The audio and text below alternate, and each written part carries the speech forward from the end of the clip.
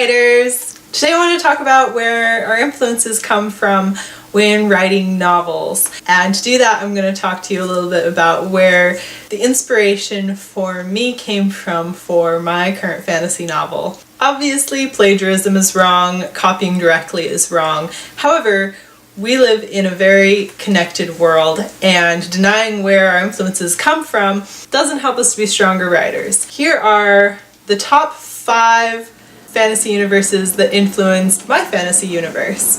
Number 1, Legend of Zelda, specifically the Ocarina of Time. I played that game continuously. I really enjoyed how the world was set up, so there is an overarching storyline, there is a good versus evil, but there are also lots of little things to do. Lots of side quests and lots of characters and story building, and I just enjoyed that world.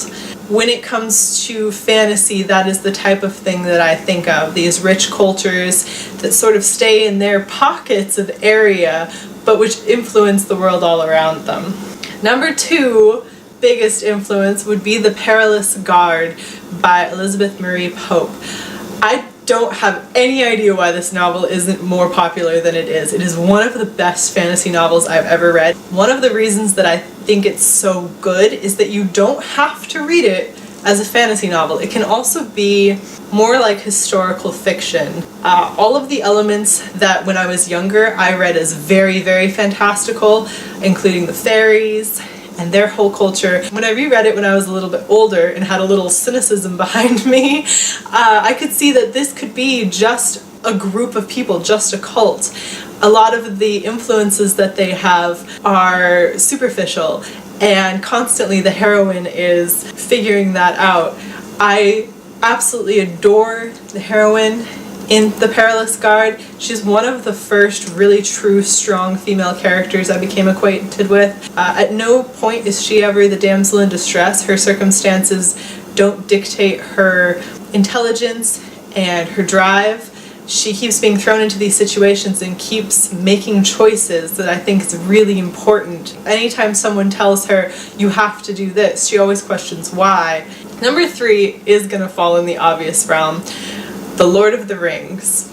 I read The Hobbit when I was very, very young, and I had started reading the Lord of the Rings series before the movies came out, and when the movies came out, I was head over heels. I was obsessed. I watched all of the extended editions multiple times. I watched all of the little extras. I knew the names of the stuntmen. I was freakishly obsessed. And I think lightly taking that world building is very important for a lot of people.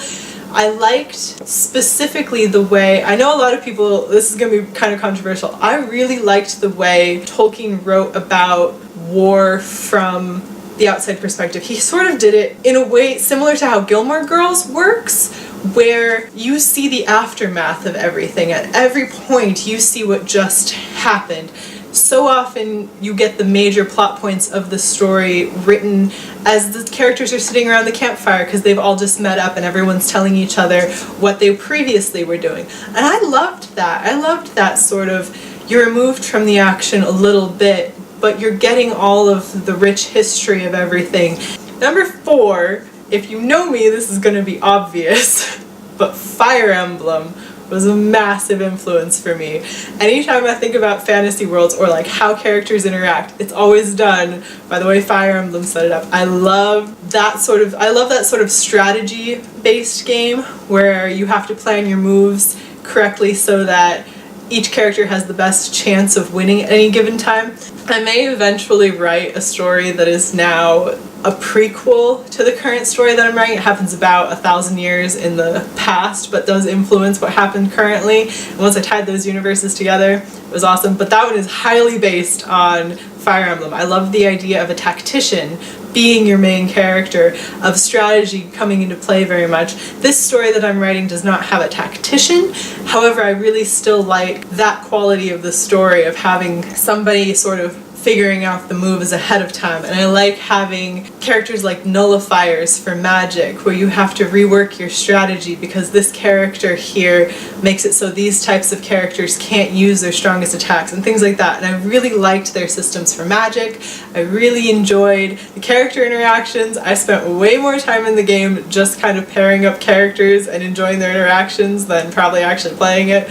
But I love Fire Emblem. It is one of my favorite video game series. And the last one, number 5, I'm sure some people are gonna have some words about my list, but number 5 is Full Metal Alchemist. Not Brotherhood, because I did watch that much later. Full Metal Alchemist, the first anime series that came out. I watched it when I was much younger. I watched it through high school. I love the way they take the magic, and I love the way that it works. I love the limiters on the magic, and I loved the way that it works in almost a steampunk universe, almost in a version of ours, but because magic has had an influence, a few things are different, a few things work slightly different. I loved that. So mostly it's the world building that I really took from a lot of my influences.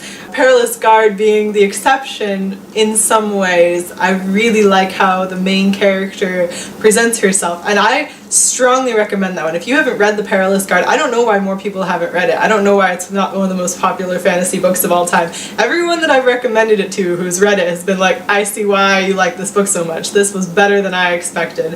And I realized that video games and anime made up a bunch of my other influences, but I think it's important to point out that not everything that influences your novel is going to be a novel. Looking at other people's work, be it video games or other books or anime or movies that you love, any of those things, if you look at what you like about them critically, you can take from those universes and help them piece together a story that you like best. It can help to make your story even stronger. So let me know what some of your big fantasy influences have been. If you're writing fantasy this month, if you're doing NaNoWriMo, I am SK Suncloud. Feel free to buddy me on nanowrimo.org, and until then, I'll see you next time. Bye!